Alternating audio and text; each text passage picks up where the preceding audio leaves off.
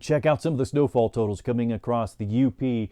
Munising, 25 inches of snowfall expected from our current storm system. On the high end, we could come closer to 3 feet of snowfall. Marquette, 19 inches expected. On the high end, 33. You got your list right here of the snow forecast totals. Meteorologist Matt Macon's joining you right now. We're going to have travel impact in just a minute, but thanks for following along on this channel with Brian Shields and myself. It's Sunday, December 28th, and we have this travel impact area across the upper Midwest. A lot of flight cancellations, really bad roads. New England also has travel issues going through Tuesday. Let's just focus on today, just Sunday. That biggest travel issue area is across the upper Midwest. Also parts of New England. Go to tomorrow. This is Monday. We're bringing in travel impacts even more so across the UP and even more so here in New England with some icing. Also including some snowfall in southern New Mexico, far western Texas with travel impact there on Monday. Let's get into Tuesday. Still the impact across southern New Mexico and parts of Texas, across New England and the Great Lakes into the upper Midwest. We're starting to see this winter storm's impacts decrease. It's quite a storm system. A lot of you are traveling. Let's get even more specific. Don't want to leave anybody out. So let's get more specific for today, Sunday, around Minneapolis, up to Superior, Brainerd, Moorhead. All the highways connecting these locations have high travel impact expected. As you approach the UP, look at Marquette.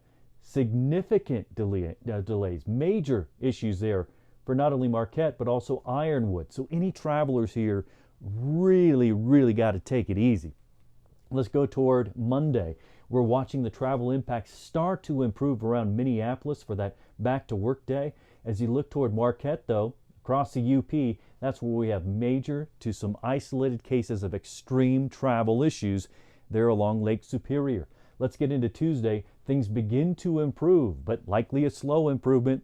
Deep freeze following all of this deep snowfall. We talked to you about those with those totals. Now for today, across New England, another high impact area. Here we have Boston, here's Springfield, Saratoga Springs, up to Plattsburgh, Burlington, Waterton. We have a lot of travel impacts here on those roads, and flights for that matter as well. Icing combined with more wintry type weather is on the way. Monday, look at the big impacts here. Now we're seeing major to extreme travel issues for Monday across New England. And for Tuesday, it starts to get somewhat quieter in those areas, but we're bringing in another douse of some snowfall, lake effect around Syracuse, Rochester, Jamestown to Buffalo. So there will be some significant travel issues across New England for the next 3 days. What's causing this? What's the driver here?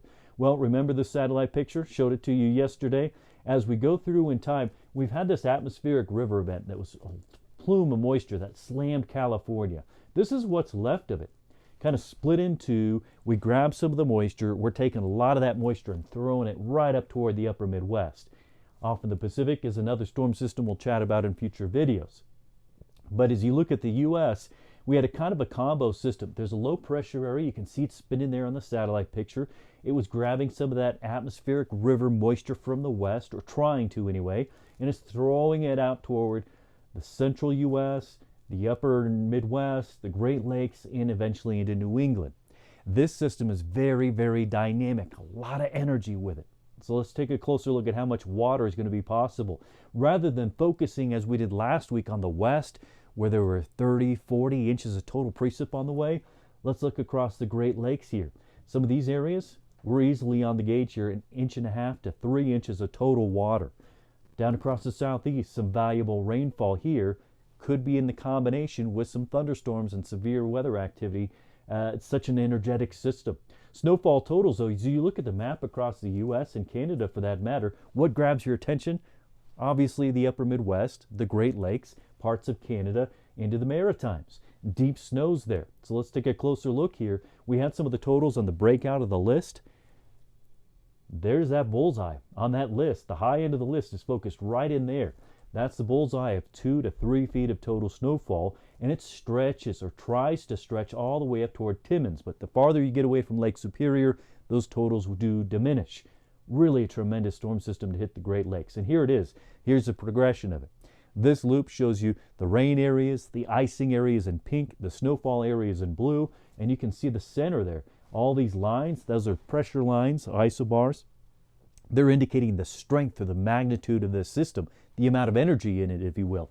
And as it wraps up for a couple of days, it runs up to the north and east.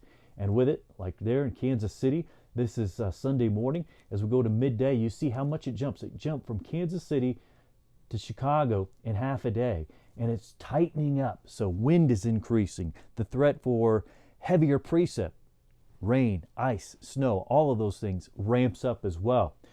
Around Chicago and southward, that is the cold front, right there in the trough of those isobars. There's your cold front.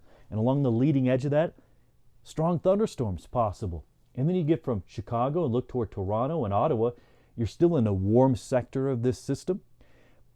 But where it starts to clash with that colder air, right along the Great Lakes on the northern side of the Great Lakes, that's icing, significant icing, leading to some of those travel issues we talked about. On the backside into the truly cold air, that's where we have those deeper snows. Let's jump to Monday morning. And remember, this is when right along Lake Superior, we have those extreme travel issues and parts of New England. Because look at this. There's our strong low pressure area. A lot of deep, heavy snow on the one side. A lot of icing mixed with some rain on the other side. It's a tremendously strong system. As we get into Monday night, it's drifting up into central Quebec by this point, so north of Ottawa. Strong winds there, heavy snowfall. It's pushing the rain and the icing through the Maritimes. So we would have iced over potentially in Halifax and then adding rain on top of it. And then here we are by Tuesday. And Tuesday afternoon, you're seeing that system start to decrease. But there's another patch of some snowfall coming in on the backside. And you'll see that by Tuesday midday. And as we go into New Year's Eve, we're still going to have some snowfall in these areas, although the main impact, most of the precip coming between now and New Year's Eve, is going to be over the next day to 2 days, and is focused on the Great Lakes, and again, in the form of snowfall. There's that bullseye. Don't want to leave anybody else out, because I showed you this map, and we walked through the totals on that list. Let's go elsewhere. Here's some of the snowfall totals across New England. But again, it's a rain and icing threat, and then some snowfall here for New England. Syracuse stretching out toward Toronto and around Buffalo. Some of those areas, 6 to 12 inches. You get around Halifax, the Maritimes, parts of Quebec, central and northern Quebec, a lot of snowfall, 6 to 12 inches possible, if not more. But you get into sections of Maine, and we're looking on the lower end of that. Look across the Pacific Northwest. Yeah, there's some snowfall, but if ski traffic, maybe it's good for travel to get to the ski areas, but there's not a lot of additional snowfall on the way through New Year's.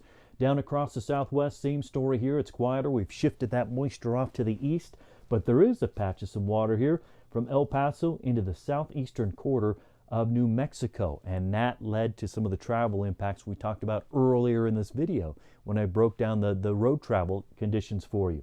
So some winter-type weather driving conditions here possible across southern New Mexico. There is that map again. Winter storm impacts through Tuesday. You know where the big ones are. We discussed it here in this video. Tried not to leave anybody out.